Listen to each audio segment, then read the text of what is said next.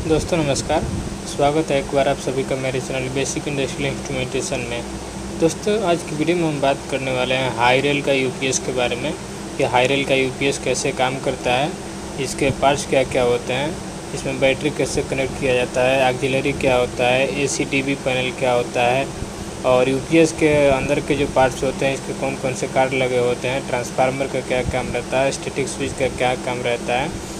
तो दोस्तों आज इसी सभी के बारे में बात करने वाले हैं, तो वीडियो को पूरा देखिए ताकि आपको पूरा समझ में आए हाईरेल का यूपीएस के बारे में कि इसमें अलार्म क्या क्या आता है, उसका सॉल्यूशन क्या होता है और इसमें जो डिस्प्ले होता है डिस्प्ले में कैसे चेक करते हैं, कैसे कोई बैलून चेक करते हैं, इसके बारे में बताने वाले हैं।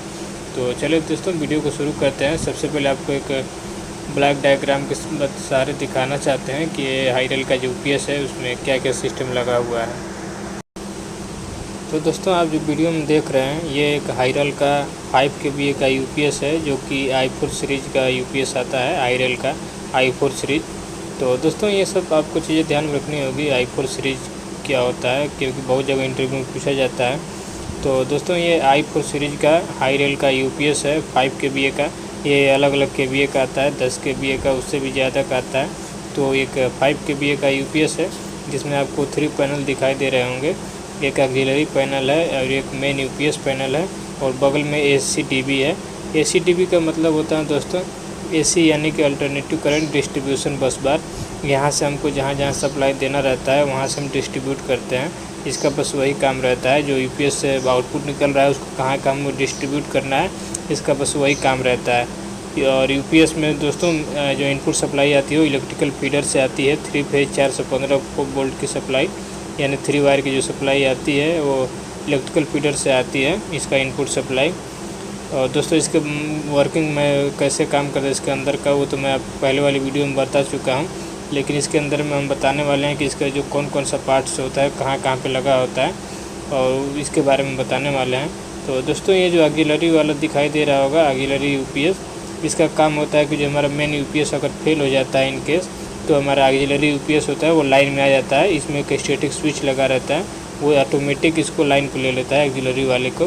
तो हम आपको आगे दिखाने वाले हैं कि स्टैटिक स्विच कौन सा होता है और एक मैनुअल बाईपास स्विच होता है, वो मैनुअल बाईपास स्विच कौन सा होता है। तो चलिए दोस्तों आपको पहले हाईरेल का यूपीएस का जो डायग्राम है उसके सारे दिखाते हैं कि डायग्राम में कैसे इसका वर्किंग है, ऑक्सिलरी लाइन कैसे कनेक्ट रहता है। तो दोस्तों आप यहाँ पे देख सकते हैं ये 5 kVA का यूपीएस का जो लोकल डिस्प्ले है उस पर ये इसका सर्किट डायग्राम दिया रहता है। दोस्तों इसका जो ऊपर वाला इनकमर 2 लिखा है उसका जो लाइन है ये मेन यूपीएस का लाइन है और IC1 का ये ऑक्सिलरी का लाइन है। तो दोस्तों ऊपर वाला जो सेक्शन है वो हमारा रेक्टिफायर यानी कि चार्जर का सेक्शन है। उसके नीचे जो राइट साइड में है वो हमारा बैटरी का इंडिकेशन दिया गया रहता है, जो कि रेक्टिफायर और चार्जर इसको बैटरी को चार्ज करता है। उसके नीचे दोस्तों हमारा जो है इन्वर्टर का सेक्शन है, इन्वर्टर का काम रहता है डीसी को फिर से एसी में कन्वर्ट करना। और उसके नीचे जो दोस्तों वो हमारा स्टैटिक स्विच है, स्टैटिक स्विच का काम रहता है कि यूपीएस में इन केस से अगर कोई फॉल्ट आता है, कोई भी फॉल्ट आता है तो हमारा जो ऑक्सिलरी लाइन है उसको लाइन में ले लेना। स्टैटिक स्विच का यही काम होता है। दोस्तों स्टैटिक स्विच जो होता है इलेक्ट्रॉनिक स्विच होता है, इलेक्ट्रॉनिकल सर्किट इसमें होते हैं जो कि इसमें थायरिस्टर यूज़ किया जाता है, जो हम आगे इसके बारे में बताएंगे कि इसका स्टैटिक स्विच होता क्या है। तो दोस्तों इसका यही काम रहता है कि यूपीएस इन केस अगर कोई फेल होता है, किसी प्रॉब्लम की वजह से कोई फॉल्ट आता है तो उस केस में तुरंत हमारा इनका जो दूसरा ऑक्सिलरी लाइन है उसको लाइन को ले लेना है। या उसके नीचे दोस्तों दिया है जो मिमिक एलईडी मिमिक जिसको बोलते हैं, अगर इसमें कोई जनरल या कॉमन कोई अलार्म आता है तो इसमें रेड वाला जो एलईडी है वो ब्लिंक करता है, यही इसका काम रहता है। तो दोस्तों अभी चलिए आपको एलईडी का मतलब समझाते हैं कि कौन सा एलईडी का क्या मतलब रहता है। तो दोस्तों आप देख रहे होंगे जो इनकमर है यानी ऑक्सिलरी लाइन है, इसमें एक एलईडी दिया गया है।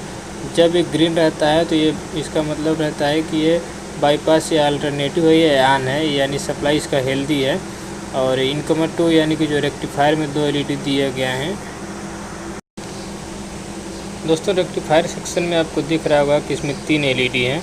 तो एक जो एलईडी रहता है वो हमारा बताता है कि रेक्टिफायर ऑन है, और जब वो ग्रीन रहता है तो रेक्टिफायर ऑन का इंडिकेशन होता है। दोस्तों उसके राइट साइड में जो 2 एलईडी दिए गए हैं उस पर एक पे एफ लिखा है और एक पे बूस्ट बी लिखा है। तो दोस्तों एफ का मतलब होता है फ्लोट और बी का मतलब होता है बूस्ट। ये दोनों दोस्तों बैटरी के चार्जिंग करने के ऑप्शन होते हैं, तरीके होते हैं। जैसे दोस्तों कि बूस्ट का मतलब होता है बैटरी को फास्ट चार्जिंग मोड में ला लेना, और फ्लोट का मतलब होता है कि नॉर्मल मोड में बैटरी को चार्ज करना। जैसे कि दोस्तों जैसे मोबाइल की बैटरी हमारी पहले कभी डिस्चार्ज हो जाती थी, बिल्कुल नहीं खुलती थी, तो हम जैसे दुकानों पे ले जाकर उसको बूस्ट करा देते थे फास्ट, यानी कि मैक्सिमम वोल्टेज उस पर अप्लाई करने से वो ऑन हो जाती है।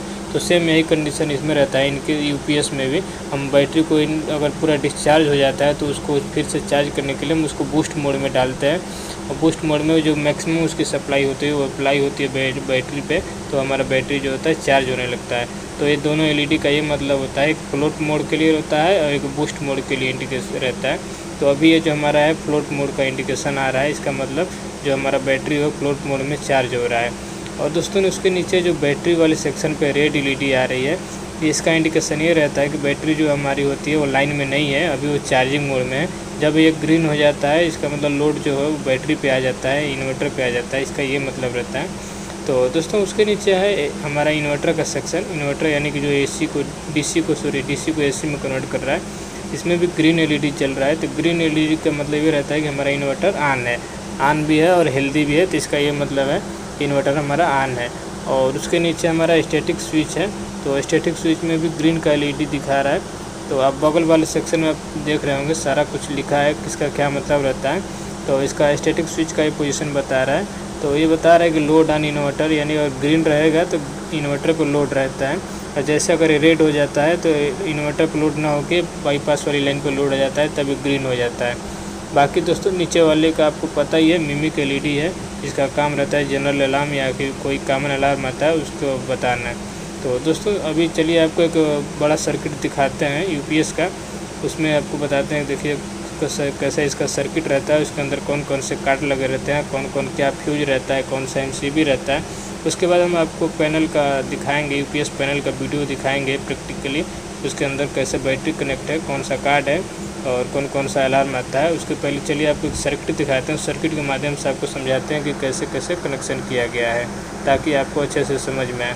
दोस्तों मेरा मकसद है कि इस वीडियो के द्वारा मैं आपको सारी चीज़ें बता दूं, ताकि आपको कोई कन्फ्यूजन ना हो। वीडियो थोड़ा बड़ा होगा तो उससे कोई दिक्कत नहीं है दोस्तों, वीडियो पूरा ज़रूर देखिएगा तो आपको पूरा समझ में आए। तो चलिए आपको सर्किट दिखाते हैं। तो दोस्तों आप देख पा रहे होंगे, ये हमारा यूपीएस का मेन इनपुट और अल्टरनेटिव इनपुट का सर्किट डायग्राम है। इसमें पूरा डिस्क्रिप्शन दिया गया है, जो पार्ट्स हमारे जो सर्किट और जो फ्यूज एमसीबी जितने सारे हमारे यूपीएस में लगे हुए हैं, सबका यहाँ पे शार्ट नेम लिखा हुआ है। यही सारे हमारे यूपीएस में यूज़ किए गए हैं। तो दोस्तों हम यहीं से आपको सब बता देते हैं किसका क्या काम होता है और इसका फुल नेम क्या होता है।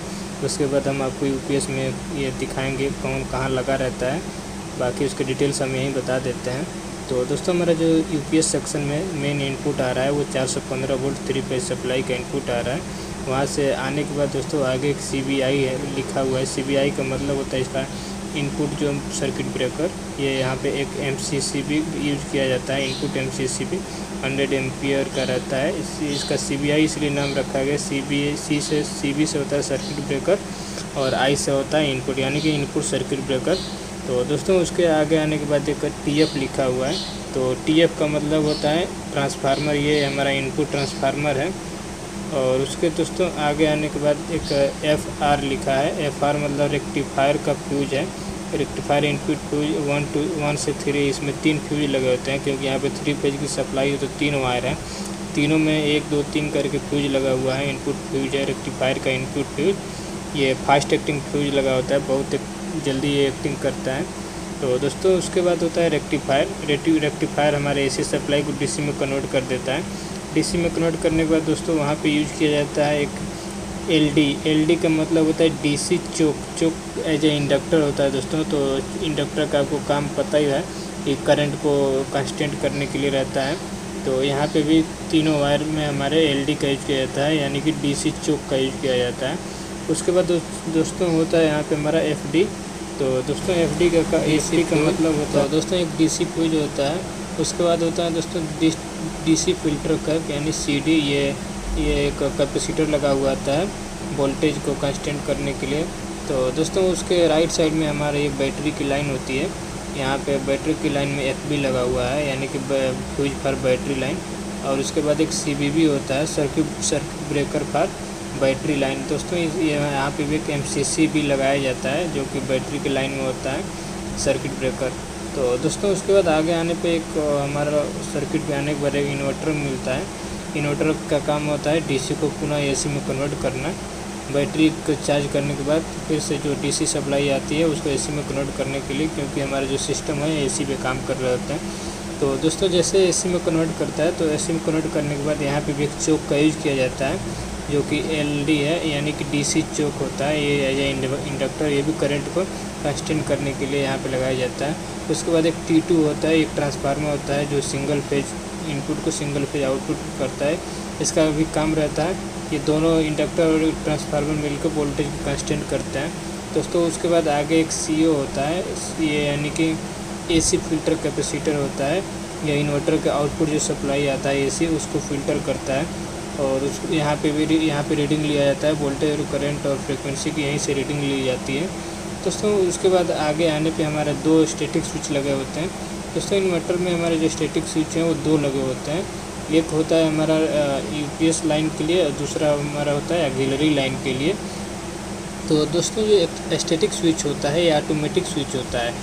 कोई भी फेलर आने पे UPS के जो मेन लाइन है उसमें कोई भी फेलियर आने पे या कोई डिफेक्ट आने पे या स्टैटिक स्विच ऑटोमेटिकली जो होता है अल्टरनेटिव लाइन को सिलेक्ट कर लेता है, लाइन में ले लेता है। तो ये थायरिस्टर का यूज़ किया जाता है, इसमें इलेक्ट्रॉनिकली स्विच होता है, इसमें थायरिस्टर का यूज़ किया जाता है। तो दोस्तों इसमें 2 स्विच है थायरिस्टर के, आप देख पा रहे होंगे। उसके आगे हमारा वोल्टेज एम्पियर हर्टेज का दिखाया गया है, यहाँ पे भी रीडिंग लेते हैं। दोस्तों उसके बाद जो आगे है MBS करके, इसका MBS का मतलब होता है मैनुअल बाईपास स्विच। इसका यूज़ तब किया जाता है दोस्तों कि जैसे कि हमारे UPS सिस्टम को मेंटेनेंस करना है, मेंटेनेंस के लिए लेना है, पूरे UPS का सिस्टम ही लेना है, तो इसको हमको अगर पूरे को बाईपास करना है तो MBS मैनुअल बाईपास स्विच को हम बाईपास लाइन से जोड़ लेते हैं।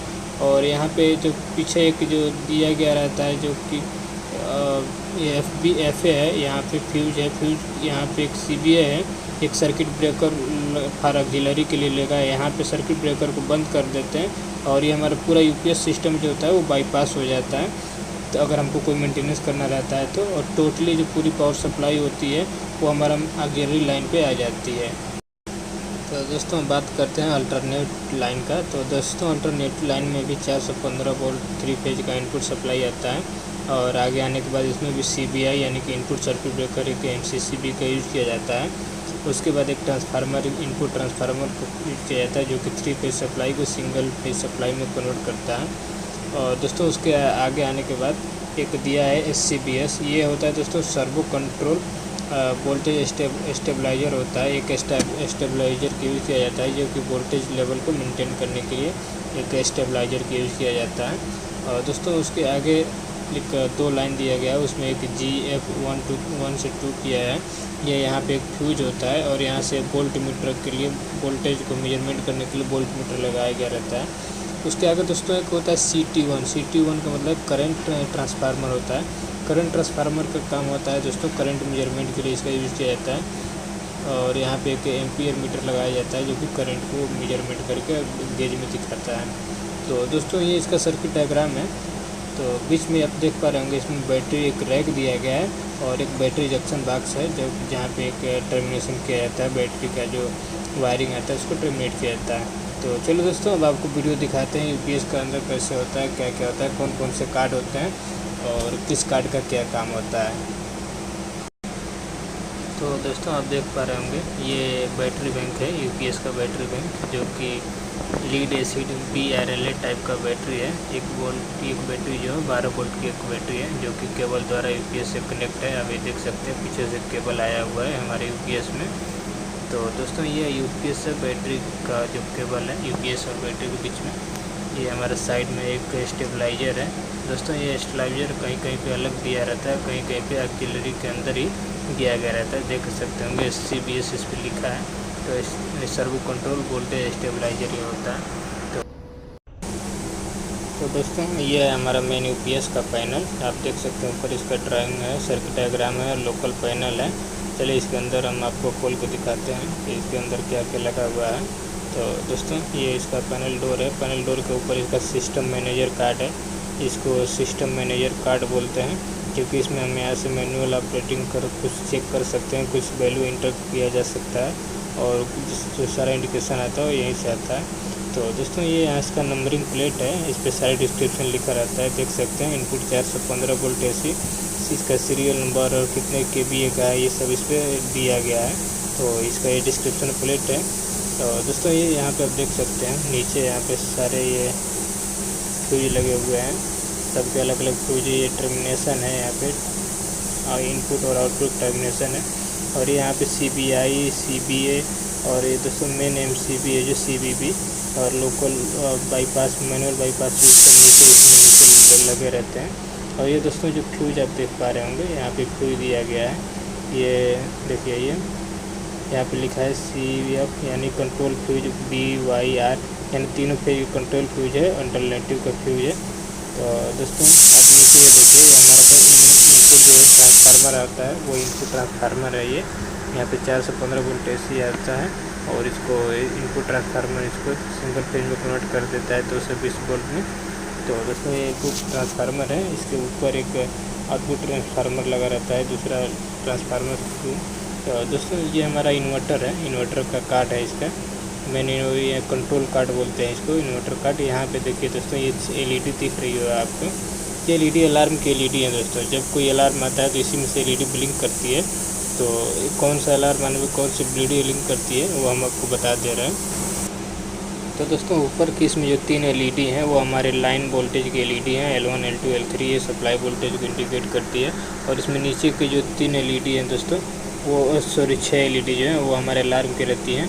इन 6 पे हमारा कॉमन अलार्म और लो डाउन बाईपास, इन्वर्टर लो, इन्वर्टर हाई यानी battery voltage high, bypass frequency out of range और लो डाउन इन्वर्टर, ये जो 6 अलार्म आते हैं उसके लिए 6 LED यहाँ पे दिया गया रहता है। दोस्तों ये UPS के अंदर का सिस्टम है। आप ये सामने वाला देख सकते हैं, ये हमारा येलो है, येलो यानी आउटपुट चोक है। UPS का आउटपुट सप्लाई में चोक लगा रहता है, वो ये है सामने वाला। और ये दोस्तों अंदर इसके सारे कार्ड लगे हुए हैं, इसमें बहुत टोटल कई सारे कार्ड रहते हैं। इसमें रेक्टिफायर स्नैपर कार्ड रहता है, इसके 3 कार्ड होते हैं। स्टैटिक स्नैपर कार्ड होता है, पावर सप्लाई और फीडबैक कार्ड होता है। ये दोस्तों जो सामने ये दिख रहा है ये हमारा कैपेसिटर है। और दोस्तों इसके ये देखिए, ये हमारा रेक्टिफायर का सारा कार्ड है, इसके 3 कार्ड रहते हैं रेक्टिफायर के। और दोस्तों ये इस रेक्टिफायर का ही कार्ड है, सामने इधर का भी। और सामने जो दिख रहा है ट्रांसफार्मर दोस्तों, ये इनपुट ट्रांसफार्मर है। ट्रांसफार्मर के बगल में आपको छोटा सा कैपेसिटर दिख रहा होगा दोस्तों, ये हमारा AC कैपेसिटर है। ये देखिए, ये हमारा AC कैपेसिटर है। वहीं पे एक बगल में रेक्टिफायर के बाद एक DC कैपेसिटर लगा रहता है। और दोस्तों ये सामने T9 ट्रांसफार्मर है, उसके नीचे हमारा कैपेसिटर है, DC कैपेसिटर लगा हुआ है, जो कि वोल्टेज को कांस्टेंट करने के लिए लगा रहता है। ये दोस्तों अब ऑक्सिलरी पैनल के बारे में बताते हैं। ये देख सकते हैं ऑक्सिलरी UPS का पैनल है, इसके ऊपर वोल्ट मीटर, एम्पियर मीटर और फ्रीक्वेंसी मीटर लगा हुआ है। चलिए इसके अंदर का आपको दिखाते हैं। तो दोस्तों आप ये देख सकते हैं, इसके अंदर का जो ऑक्सिलरी UPS का जो पैनल है, ये हमारा वेरिएबल AC है। ये ट्रांसफार्मर है, वेरिएबल इसको बोलते हैं। ये डिजाइन आउटपुट देता है अलग अलग लेवल पे। तो ये हमारा कंट्रोल ट्रांसफार्मर है दोस्तों। इसके अंदर ये देखिए एक लैंप दिया गया रहता है पैनल के अंदर। तो दोस्तों ये हमारा, ये देखिए ये हमारा करंट ट्रांसफार्मर है, जो कि करंट आउटपुट दिया गया रहता है। और ये हमारे CBS कार्ड है, जो कि सर्वो कंट्रोल वोल्टेज स्टेबलाइजर को कंट्रोल करता है दोस्तों। ये स्टेबलाइजर को कंट्रोल करने के लिए कार्ड एक लगा रहता है। और दोस्तों आप यहाँ पे देखें CBI यानी कि मैंने जो इनलेट MCCB है वो रहता है। और नीचे इनपुट आउटपुट ये टर्मिनेशन है ऑक्सिलरी पैनल का, इनपुट का और आउटपुट का ये टर्मिनेशन यहाँ पे किया गया रहता है। तो दोस्तों नीचे इसका देखिए इनपुट ट्रांसफार्मर है, 430 का जो इनलेट जो सप्लाई आ रहा है वो नीचे ट्रांसफार्मर सामने आपको दिख रहा होगा। इसका इनपुट ट्रांसफार्मर जो कि 3 फेज सप्लाई के लगा रहता है, और ये सिंगल फेज सप्लाई यहाँ से आउटपुट में देता है। तो दोस्तों ये है हमारा ऑक्सिलरी पैनल का। चलिए ये आप देख सकते हैं यहाँ पे, ये इसके volt meter, current meter, frequency metre लगे हुए हैं। चलिए दोस्तों अब आपको दिखाते हैं हम AC TV का पैनल के बारे में, तो उसमें क्या क्या लगा रहता है और उसमें कौन कौन से पार्ट्स होता है। तो दोस्तों ये हमारे AC TV यानी कि अल्टरनेटिव करंट डिस्ट्रीब्यूटेड बस बार ये इस पर दो हमारे एक वोल्ट मीटर एक करंट मीटर लगा हुआ है, जो कि वोल्टेज और करंट को शो करता है। यूपीएस के आउटपुट का वोल्टेज और करंट यहाँ पर शो करता है दोस्तों। चलिए इसके अंदर खोल के इसको देखते हैं इसमें क्या है। तो दोस्तों देख सकते हैं आप यहाँ पे ये तो हमारा वोल्टेज और करंट मीटर का है।